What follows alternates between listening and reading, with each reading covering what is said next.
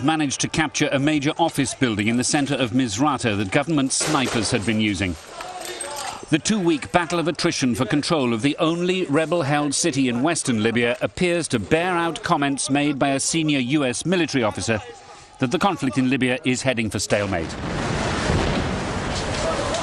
Admiral Mike Mullen said the international campaign has destroyed between 30 and 40% of Muammar Gaddafi's ground forces. But rebels who are fighting street by street in Misrata feel the NATO firepower has failed to make any difference there. The French Defence Ministry said it increased the number of sorties from an average of 30 to 41 last week. Alliance bombers also turned their attention to Gaddafi's home city of Sirte. Libyan state television claimed 9 people were killed in the overnight raids, including water company employees who'd been working during the attack. Barack Obama has approved the deployment of unmanned drone aircraft in skies over Libya, a development that's been warmly welcomed by rebel forces.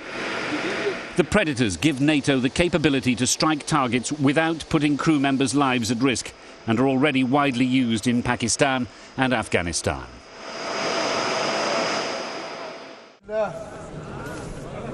Friday prayers in Benghazi may have included a few requests for protection from the latest weapons to be deployed by the West to help the rebels' cause.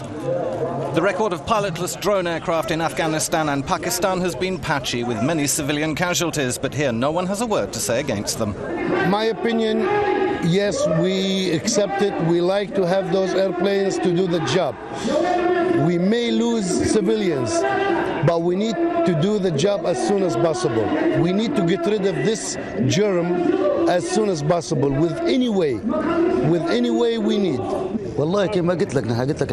Honestly, if it's in the interests of the country and in the interests of the people, then we want it. Unmanned airplanes or manned airplanes, the most important thing is that it benefits the nation. While the drone's deployment may help, what many rebels now want to see is troops and weapons, something the West still refuses to consider.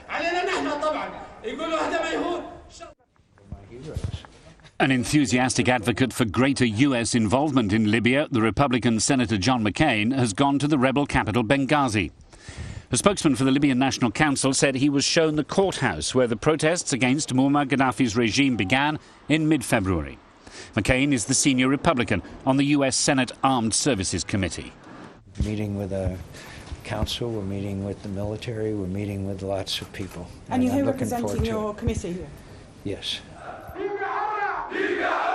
NATO allies are looking for ways to avoid the conflict becoming deadlocked. France and Britain are to send military officers to help the rebels with liaison organisation and communications. Italy is considering sending a small training team.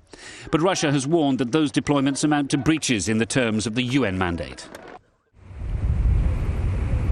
Misrata's most acute shortages may be in the city's hospitals, which are struggling to cope with the flood of injuries, are ill-equipped to deal with the sorts of wounds they're seeing, and are lacking in personnel. The daily death toll is about 8 to 10, so on the basis of the time we've spent here so far, we can count more than 100 injured and around 80 dead. Our main needs include surgical instruments, because here we only have classical instruments, but not for battlefield surgery. We also need nurses, because most of those who were here before were from Asian countries, and as soon as they could, they left.